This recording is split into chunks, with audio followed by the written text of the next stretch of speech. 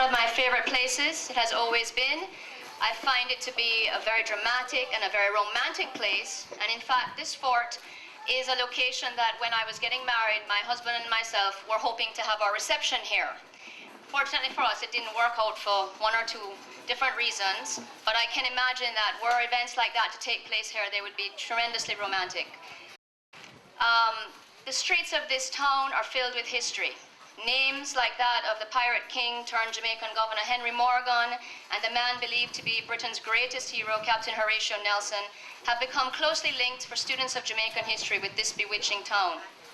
I see there are a lot of students here today, and some of you might wonder why it's important that you learn history. When we study history, we learn stories about our past. That's what history is. Stories, people's interpretations of things that happened, interspersed with factual events that we know took place. We study the past in school not because students need to know a collection of old facts, but because history helps us to understand how the world works and how human beings behave. Students who are familiar with their history understand their unique place in the passage of time.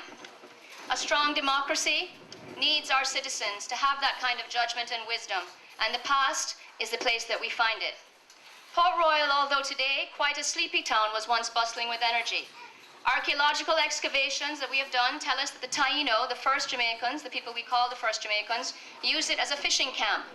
The Spanish, who came next, used it as a place where they would scrape their ships free of barnacles, hence the name they gave it, Cayo de Carena. But it was under the English in the 17th century that PtRoyal rose to prominence and became known around the world.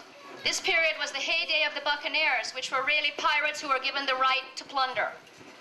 The town was used as a place to sell the loot taken from the ships that they conquered, as well as a place to repair their ships. It was also a place for the buccaneers to amuse themselves during their time on land. Technically, it was founded in 1650, but the best known fact about this town is that it was destroyed by a devastating earthquake in June of 1692.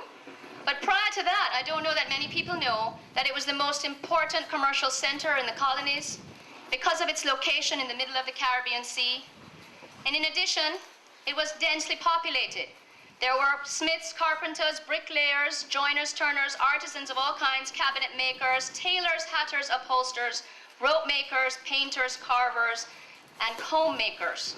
And they lived in nearly 2,000 multi-story buildings, often built of brick, that miraculously managed to stand up on a foundation of sand.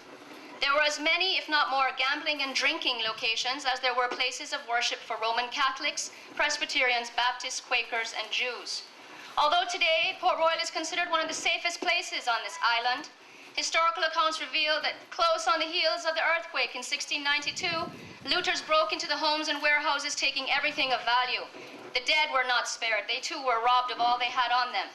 And on the very night of the quake, many in this destroyed town were said to have been back at their old trade of drinking and carousing, meaning they were up to no good. Clearly, they did not take God's warning, which many believed the earthquake to have been. This is only part of the rich history of this town that the Institute of Jamaica and the Jamaica National Heritage Trust wish to present to you, to visitors, and to all Jamaicans. The Institute of Jamaica and the Jamaica National Heritage Trust look forward to working even more closely together to assist in further explicating our national heritage sites around the island. I have the great privilege to chair the Board of Museums of History and Ethnography, and I know that you will enjoy the exhibition here today, that it has been greatly enhanced through the generous support of UNESCO, which has enabled us to continue conservation work on the many treasures found in the PtRoyal underwater collection, as well as to increase our visitor offerings in the museum. We know that the changes have made the visitor experience much more multi-sensory, and I hope that you will enjoy it, you will tell people about it, and you will come again and again. My duty is really to welcome you and to wish you a terrific afternoon. Thank you.